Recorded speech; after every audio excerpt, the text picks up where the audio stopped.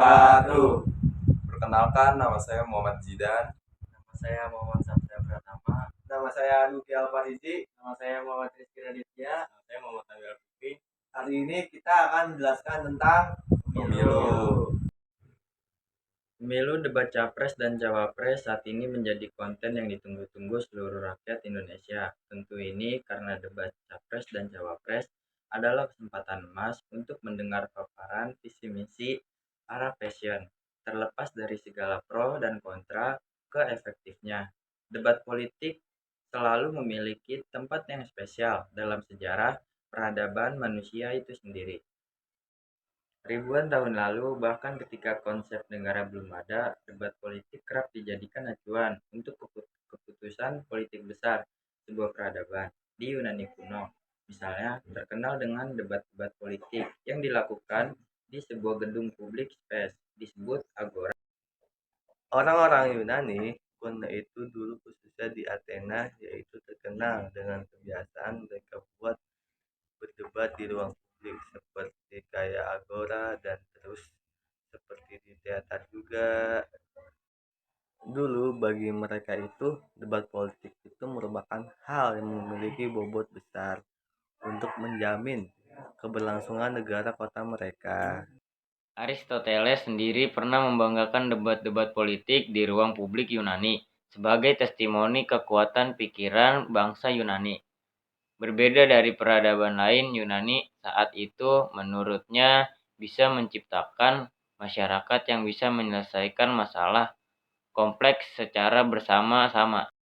Konsep debat politik ala Yunani ini seiring waktu menjadi titik awal debat-debat politik modern.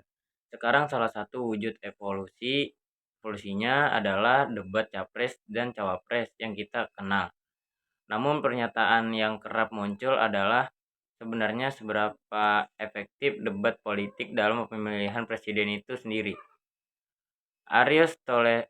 Aristoteles sendiri pernah membanggakan debat-debat politik di ruang publik Yunani sebagai testimoni kekuatan pikiran bangsa Yunani.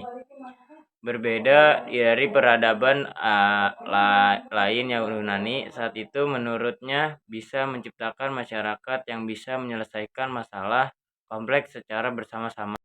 Tetapi debat modern yang paling sering dijadikan acuan di masa kini yaitu debat antara Richard Nixon dan John F. Kennedy, yaitu terjadi pada tahun 1960.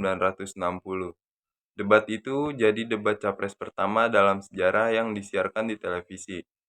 Kalau sejarah calon presiden ini itu bermulanya dari negara yang dikenal dengan demokrasinya, yaitu Amerika Serikat. Itu dimulai waktu debat antara Abraham Lincoln dan Stephen Douglas pada tahun 1928, dan itu dianggap sebagai pelopor dari debat capres modern.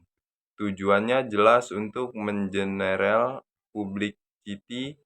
Nah, bedanya sama debat modern, debat zaman dulu itu ngalir begitu aja tanpa moderator dan berlangsung secara interaktif. Too much T3, too little substance. Begitulah bunyi slogan nyeleneh yang cukup populer bagi warga negara Amerika Serikat. Debat capres pada dasarnya hanya ditunjukkan untuk menjadi hiburan publik, bukan untuk meningkatkan elektabilitas. Pertanyaannya kemudian adalah apakah ini menjadi pertanda bahwa kita sesungguhnya telah kehilangan atau justru belum pernah memiliki semangat demokrasi itu sendiri. Menariknya, analisis data dan ekonomis mengungkapkan sebuah temuan yang menarik dari tahun 1960 sampai 2016 bahwa ternyata debat capres di Amerika Serikat tidak berpengaruh pada elektabilitas capres yang terlibat. Memang ada fluktuasi antara sebelum dan sesudah debat, tapi fluktuasi elektabilitas tidak bertahan lama. Kita bisa ambil dari debat antara Nixon dan Kennedy. Sering dianggap bahwa dari 4 debat yang diselenggarakan pada masa itu, sebenarnya Nixon memenangkan debat kedua dan debat ketiga, sementara Kennedy hanya unggul di debat pertama dan di debat keempat. Mereka itu seri. Meskipun begitu, sejarah yang membuktikan bahwa Kennedy lah yang memenangkan Pilpres pada tahun 1960.